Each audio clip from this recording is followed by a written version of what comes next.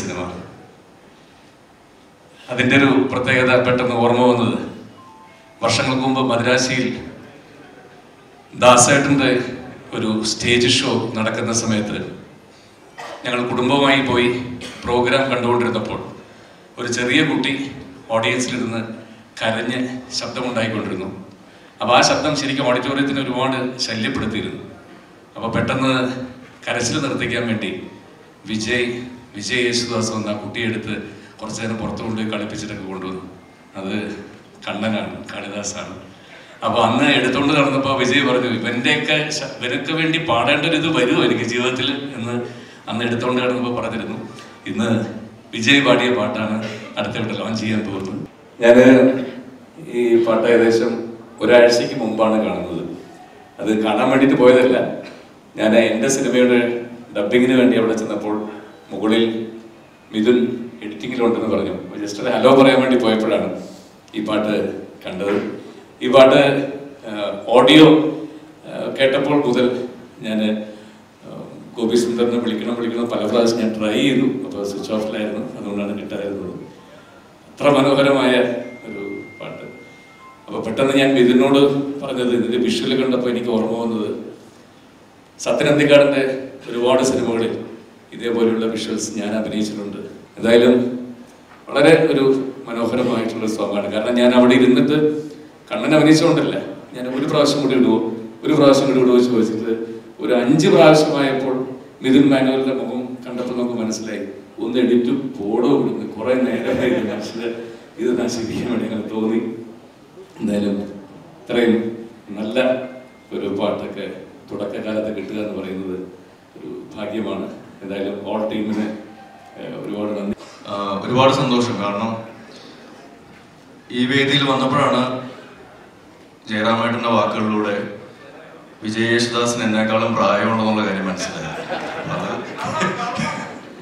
അപ്പോൾ അത് തെളിയിച്ചതിന് നിങ്ങൾക്ക് താങ്ക്സ്. പിന്നെ കണ്ണൻ്റെ ചിത്രം എൻ്റെ സുഹൃത്തും കൂടെ മിഥുൻ മാനുവൽ സംവിധാനം ചെയ്യുന്നു. അതും ഒരുപാട് സന്തോഷം നൽകുന്നത് കാണാം. കാരണം ജയറാമേട്ടൻ്റെ കൂടെ കുറച്ച് നല്ല സിനിമകൾ അഭിനയിക്കാൻ സാധിച്ചു. കണ്ണൻ്റെ സിനിമയിലും ഒരു വേഷം ചെയ്യാൻ സാധിച്ചു. അപ്പൻ്റെയും മകൻ്റെയും കൂടെ സിനിമകൾ അഭിനയിക്കാൻ സാധിച്ച ഒരു ഭാഗ്യമായിട്ട് കരുതുന്നു. എനിക്കൊന്ന് നായകനായതിനു ശേഷം മകൻ്റെ കൂടെ ജയറാമേട്ടൻ അഭിനയിച്ചിട്ടില്ലല്ലോ. ഇപ്പം എന്തായാലും തുടക്കം കുഴപ്പമായിട്ടില്ല, ഞാനുണ്ടല്ലോ കൂടെ. താങ്ക് യു വിജയ് ചേട്ടാ, അടിപൊളിയൊരു പാട്ട് തന്നേര്. ഞാനെപ്പോഴും അപ്പയ്ക്ക് വേണ്ടി ഒരുപാട് പാട്ടുകൾ, എനിക്കൊന്ന് ഫസ്റ്റ് സോങ് അപ്പയ്ക്ക് വേണ്ടിയാണ് പാടുന്നത്, ഓ മുംബൈ. അപ്പോൾ അന്ന് തൊട്ട് കേൾക്കുന്ന വോയിസാണ്. അപ്പോൾ നമ്മളെപ്പോഴെങ്കിലും ഈ ഒരു വോയിസിലൊരു പാട്ട് ചെയ്യുമോ എന്നിങ്ങനെ ഒരുപാട് ആലോചിച്ചിട്ടുണ്ട്. എന്നാലും ഇത്രയും പെട്ടെന്ന് സംഭവിക്കുന്നത് ഞാൻ വിചാരിച്ചില്ല. Thank you so much. അതേപോലെ ഗോപിച്ചേട്ടനും ഞാനും ഹോൾസെയിലാന്ന് തോന്നുന്നു. ഞങ്ങളിപ്പോൾ ഒരുമിച്ച് 3ാമത്തെ പടം ഇനിയിപ്പോൾ തുടങ്ങാൻ പോവാണ്. ചിത്തു ജോസഫ് സാറിൻ്റെ മൂവിയും ഗോപിച്ചേട്ടനാണ് ചെയ്തത്. ഇപ്പോൾ 3 പടമായി ഇപ്പോൾ. പിന്നെ മിഥുൻ ചേട്ടൻ ഇവിടെ ഇല്ലേ, പോയോ ആൾ സ്ഥലം കിട്ടോ? ഓക്കെ. മിഥുൻ ചേട്ടൻ ഇപ്പോൾ വിഷ്വൽസ് ഒക്കെ കണ്ടപ്പോൾ ഇത് ഷൂട്ട് ചെയ്തതിൻ്റെ ഒരുപാട് നല്ല മെമ്മറീസ് ഒക്കെ പെട്ടെന്ന് ഓർമ്മ വന്നു.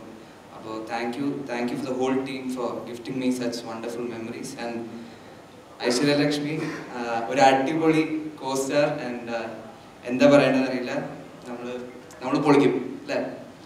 പിന്നെ ഐശ്വര്യലക്ഷ്മി ഉണ്ടെങ്കിൽ തന്നെ പടം ഹിറ്റാന്നാണ് അതുകൊണ്ട് ആ കാര്യത്തിൽ പേടിയില്ല. ബാക്കി ഐശ്വര്യലക്ഷ്മി. എല്ലാവർക്കും നമസ്കാരം. ആദ്യത്തെ സിനിമയുടെ ആദ്യത്തെ പാട്ട് ഇറങ്ങുമ്പോൾ ഉണ്ടായിരുന്ന ഒരു ടെൻഷൻ ഉണ്ടായിരുന്നു. ഈ പാട്ട് കാണുമ്പോഴോ അല്ലെങ്കിൽ ഞങ്ങളെല്ലാവരും കാരവനിലും മൾട്ടിപ്പിൾ ടൈംസ് വെച്ച് കേൾക്കുമ്പോഴോ ഒന്നും അത് തോന്നിയിരുന്നല്ലോ. പക്ഷെ നിങ്ങളെല്ലാവരും ഇത് കാണാൻ പോകാൻ പറഞ്ഞെങ്കിൽ സത്യം പറഞ്ഞാൽ കുറേ കാലത്തിന് ശേഷമാണ് ഈ നമ്മുടെ ആദ്യത്തെ സിനിമയുടെ ആ ഒരു ഫീലിംഗ് എന്ന് പറയുന്ന സംഭവം വരുന്നത്. അപ്പം കുറച്ച് ഇമോഷണലാണ്. ഒരുപാട് സന്തോഷമുണ്ട്. നിങ്ങൾക്ക് എല്ലാവർക്കും ഇഷ്ടപ്പെടുമെന്ന് വിചാരിക്കുന്നു ഈ സിനിമയും ഇതിലെ പാട്ടുകളും. ഒരു നാടിൻ്റെ കഥയും അവിടെയുള്ള കുറച്ച് ചെറിയ ഇഷ്ടങ്ങളുടെ കഥയും എന്താണ് നമ്മുടെയൊക്കെ ഒരു നമുക്കൊക്കെ റിലേറ്റ് ചെയ്യാൻ പറ്റുന്ന ഒരു കഥയായിരിക്കും. എല്ലാവർക്കും ഇഷ്ടമാണെന്ന് വിചാരിക്കുന്നു. അത്രേ ഉള്ളൂ. Thank you. ഗോപിയുടെ എത്രയോ പാട്ടുകൾ കഴിഞ്ഞ വർഷം നമ്മൾ കുറേ പാട്ടുകൾ വർക്ക് ചെയ്തിട്ടുണ്ട്. അതുപോലെ തന്നെ ഈ പാട്ടും another beautiful song that he's given me, and മിഥുനും അതുപോലെ തന്നെ വെരി നന്ദി for giving me such A beautiful song. എൻ്റെ കരിയർ 2000 തുടങ്ങുമ്പോൾ 1999 ഓഗസ്റ്റിൽ ഞാൻ അമേരിക്കയിൽ പഠിച്ചുകൊണ്ടിരിക്കുന്ന സമയത്ത് സമ്മർ വെക്കേഷന് വന്നപ്പോൾ ഫസ്റ്റ് റെക്കോർഡിങ് വിദ്യാസാഗർ സാറിൻ്റെ സംഗീതത്തിൽ പാടിയത് ഓ മുംബൈ എന്നുള്ള ഗാനം. എൻ്റെ കരിയർ തുടങ്ങുന്നു, ഫിലിം കരിയർ, ഒരു പ്ലേ ബാക്ക് സിംഗിങ് തുടങ്ങുന്നു. അത് വേറെ ആർക്കുമല്ല, ജയറാമേട്ടനായിരുന്നു ആദ്യമായിട്ട്. സോ അത്രയും ഇപ്പോൾ 19 years കഴിഞ്ഞിട്ട്, അന്ന് എനിക്ക് 21 വയസ്സുണ്ടായിരുന്നുള്ളൂ. അപ്പോൾ അത് കഴിഞ്ഞിട്ട് ഇപ്പോൾ എന്താണ് ചാക്കോച്ചന് പാടി, ഞാൻ പറയായിരുന്നു അവിടെ ഇരുന്നത്, അച്ഛന് പാടി, കൊച്ചച്ഛന് പാടി, ഇപ്പോൾ മകന് പാടി. കുറേ ഞങ്ങൾ കൊച്ചിലെ തൊട്ട് ഇങ്ങനെ കണ്ടു വളർന്ന ഒരാളാണ്. അപ്പോൾ അതുകൊണ്ട് ഇപ്പോൾ കണ്ണനെ വിളിക്കുന്ന സ്റ്റേജിൽ സംസാരിക്കുമ്പോഴും ആ ഒരു കാളിനെയാണ് കാണാൻ പറ്റുന്നത്. And to be able to sing for him now, and എന്താ പറയുക, very proud moment for me also. ഒരു കൊച്ചു അനിയന് വേണ്ടി പാടാൻ പറ്റി എന്നുള്ളത്. So looking forward to this movie also. ഞാൻ ഓൾറെഡി മെസ്സേജ് ചെയ്തു, മീശ മാത്രം വെച്ചിട്ടുള്ള ലുക്ക് വന്നപ്പോഴത്തേക്കും ഫൈനലി കണ്ണനൊരു ഫുൾ മാസ് ലുക്ക് വന്നു. ഞാൻ ആ പോസ്റ്ററിനെ പറ്റിയും മിഥുൻ്റെ അടുത്തൊക്കെ ഞാൻ ഇവൻ സോഷ്യൽ മീഡിയയിൽ പോസ്റ്റ് ചെയ്തു. സോ അത് കഴിഞ്ഞിട്ടാണ് എന്താണ് മിഥുൻ ഇങ്ങനെ ഐ തിങ്ക് എന്തോ സംസാരിച്ചപ്പോഴത്തേക്ക് ഇങ്ങനെ ലൈക്ക് കണ്ണനാണ് മെസ്സേജ് ചെയ്തത്, ഇതിൽ പാട്ട് പാടിയത് ഭയങ്കര രസമാണ്. അപ്പോഴാണ് ഞാൻ ഓർത്ത് തന്നെ ഇതിൽ പാടിയിട്ടുണ്ടെന്നുള്ളത്. സോ അപ്പോഴും കൂടുതൽ സന്തോഷമായി. And thanks again once again for the whole team. So നിങ്ങളുടെ എല്ലാവരും അനുഗ്രഹം വേണം ഈ ഒരു സിനിമയ്ക്ക്. പിന്നെ വളരെ സന്തോഷമായിട്ടുള്ള കാര്യം, ഹരിനാരായണൻ പറഞ്ഞിട്ടുള്ള ലിറിസിസ്റ്റ്, അദ്ദേഹം എൻ്റെ വളരെ അടുത്ത സുഹൃത്താണ്. ഇപ്പോൾ എല്ലാ മ്യൂസിക് ഡയറക്ടേഴ്സിൻ്റെയും സുഹൃത്തായിക്കൊണ്ടിരിക്കുകയാണ്, വളർന്ന് പന്തലിച്ചുകൊണ്ടിരിക്കുകയാണ്. ഈ ജനറേഷൻ്റെ ഗിരീഷേട്ടനെ ഓർമ്മപ്പെടുത്തുന്ന ഒരു ലിറിസിസ്റ്റാണ് അദ്ദേഹം.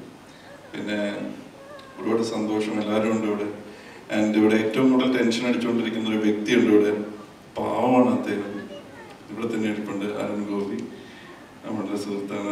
അദ്ദേഹം 25-ാം തീയതി, നമ്മളൊക്കെ ഇപ്പോൾ പറയുന്നത് ഇതൊക്കെ ഇനിയിപ്പോൾ കുറച്ച് ദിവസം കൊണ്ട് റിലീസ് ചെയ്യാം, പക്ഷേ ഈ 25-ാം തീയതി വരുന്ന വെള്ളിയാഴ്ച റിലീസ് ചെയ്യുമ്പോൾ പ്രണവിൻ്റെ പടത്തിൻ്റെ ബാക്ക്ഗ്രൗണ്ട് സ്കോർ ചെയ്തുകൊണ്ടിരിക്കുകയാണ് ഞാൻ. അദ്ദേഹത്തിൻ്റെ അടുത്ത് ഞാൻ എന്നൊരു റീല് കൊടുക്കാം, ഇന്ന് രാത്രി ആകുമ്പോഴേക്കും ഡീറ്റെയിൽസിന് അയക്കും എന്നൊക്കെ പറഞ്ഞ് റെഡി ആയിരുന്നു എന്നൊക്കെ പറഞ്ഞിട്ട് പുള്ളി കൂടെ വന്നപ്പോൾ എന്നെ കണ്ട് ഞെട്ടിയിരിക്കണം. ഞാൻ ആരോടും പറയാതെ സ്റ്റുഡിയോന്ന് ഇപ്പൊ വരാന്ന് പറഞ്ഞ് ഇറങ്ങി വന്നാണ്. കണ്ടില്ല, ഷർട്ടൊക്കെ ഇത്തിരി ചുളിഞ്ഞായിരിക്കുന്നത്, ഇന്നലെ ഇട്ട ഷർട്ട് തന്നെ ഇട്ടിരിക്കുന്നു. അതായത് അത്രയും പോലും ശ്രദ്ധിക്കാതെ കിട്ടിയ ഡ്രസ്സ് ഇട്ട് ഓടി വന്നാണ്. ഒന്ന് വിചാരിക്കാതെ ഞാൻ തിരിച്ചു പോയി നമുക്ക് പണിയൊക്കെ ഒതുക്കി തരാം. Thank you so much and that's it. Thanks for this great evening Ashiq. അർജന്റീനയ്ക്ക് 1-2 പ്രത്യേകതകളുണ്ട്. സാധാരണ ഇവിടെ ഞാനിങ്ങനെ ഒരു ഡയറക്ടറായിട്ട് ഒരു ഓഡിയോ ലോഞ്ചിന് കയറി നിൽക്കുമ്പോൾ എൻ്റെ അടുത്ത് നിൽക്കേണ്ട ആൾ സാധാരണ കഴിഞ്ഞ എല്ലാ സിനിമകളിലും ഷാൻ റഹ്മാനാണ്. ഇപ്രാവശ്യം ഷാൻ റഹ്മാൻ താഴെയും ഗോപിച്ചേട്ടൻ ഇവിടെയാണ് നിൽക്കുന്നത്. ഒന്ന് മാറ്റി പിടിച്ചിരിക്കുകയാണ്. അതോടൊപ്പം തന്നെ ഈ സിനിമയിലെ കാസ്റ്റിംഗ് നോക്കുകയാണെങ്കിൽ എന്നെ എല്ലാവരും കളിയാക്കുന്നത് പോലെ അജു വർഗീസും സണ്ണി വെയിനും സൈജു കുറുപ്പും ഇല്ലാതെ ഒരു സിനിമ ചെയ്തിരിക്കുകയാണ്. അപ്പോൾ അതാണ് അർജന്റീന ഫാൻസ് കാട്ടൂർ കടവ്. അപ്പോൾ ഈ സിനിമയുടെ മറ്റൊരു പ്രത്യേകത എന്ന് പറയുന്നത്, ഇതിൽ ഒരു 30ഓളം ഈ കാണുന്ന 2 ആളുകളെയും പിന്നെ നമ്മുടെ തീവണ്ടിയിലെ സഫർ അനീഷ് അലോട്ടൂത്തിനെ മാത്രമേ നിങ്ങൾക്ക് പരിചയം ഉണ്ടാവുള്ളൂ. ഒരു 30ഓളം പുതിയ ആളുകൾ നമ്മൾ സെൻട്രൽ ക്യാരക്ടേഴ്സിലേക്ക് അവതരിപ്പിക്കുന്ന ഒരു സിനിമയാണ്. പിന്നെ ആട് 1-ന്റെ ഓഡിയോ ലോഞ്ച് ആയിരുന്നു വിജയ് ബാബു ചേട്ടൻ നിർമ്മിച്ച്. അതായിരുന്നു എൻ്റെ ആദ്യത്തെ ഇൻഡിപെൻഡൻറ്റ് സിനിമ എന്ന് പറയുന്നത്. അപ്പോൾ അന്ന് ഓഡിയോ ലോഞ്ച് കഴിഞ്ഞ് പോകുമ്പോൾ മമ്മൂക്കൊക്കെ ഉണ്ടായിരുന്നു. ഞാൻ ആകെ എനിക്ക് എന്താ പറയണമെന്നറിയില്ല, നമ്മൾ ആദ്യമായിട്ട് സിനിമയിലെ ഓഡിയോ ലോഞ്ചിന് കാര്യം നിൽക്കുന്നു. അപ്പോൾ അന്ന് സിനിമ കഴിഞ്ഞ് പോകുമ്പോൾ ഓഡിയോ ലോഞ്ച് കഴിഞ്ഞ് പോകുമ്പോൾ ഷാൻ റഹ്മാൻ എന്നോട് ഒരു കാര്യം പറഞ്ഞു പ്രസംഗത്തിനിടയ്ക്ക്. എല്ലാം കഴിഞ്ഞ് ഞങ്ങൾ പോയിക്കൊണ്ടിരിക്കും. എടാ, ഒരു ഓഡിയോ ലോഞ്ച് കഴിഞ്ഞിട്ട് അതിന്റെ സംഗീത സംവിധായകനെ പറ്റി ഒരു വാക്ക് പോലും പറയാത്ത മലയാള സിനിമയിലെ ആദ്യത്തെ ഡയറക്ടർ നീ ആയിരിക്കണം എന്ന് പറഞ്ഞു. സത്യം പറഞ്ഞാൽ ഞാൻ അവിടെ ആട് ചക്ക ഷാജിബാബ് എന്നൊക്കെ പറഞ്ഞ് തള്ളിയ കൂട്ടത്തിൽ പറയാൻ മറന്നുപോയി. അതുകൊണ്ട് അടുത്തൊരു വേദി കിട്ടുമ്പോൾ ഞാൻ തെറ്റിക്കുന്നില്ല. ഗോപി ചേട്ടൻ ഈസ് മൈ മ്യൂസിക് ഡയറക്ടർ. പിന്നെ വരികൾ എഴുതിയ ഹരി, അത് ചൂട് ഡബിംഗ് സൂട്ട് എന്ന് പറയുന്നതാണ്. പറയൂ വരികൾ എഴുതിയ ഹരി, അതുപോലെ വരികൾ എഴുതിയ ഹരി ഉണ്ട് ഇവിടെ. അപ്പോൾ പടം മാർച്ച് 1-ന് തിയേറ്ററിലെത്തും. അപ്പോൾ എല്ലാവരും കാണണം. ഒരു കൂട്ടം ആളുകളുടെ എല്ലാ സിനിമയും പോലെ ഒരു കൂട്ടം ആളുകളുടെ ശ്രമമൊന്നും പറയുന്നില്ല, പക്ഷെ ഒരു കൂട്ടം പുതിയ മുഖങ്ങളെ അവതരിപ്പിക്കുന്ന ഒരു സിനിമ എന്നുള്ള രീതിയിൽ ഒരുപാട് സന്തോഷമുണ്ട്, അഭിമാനമുണ്ട്.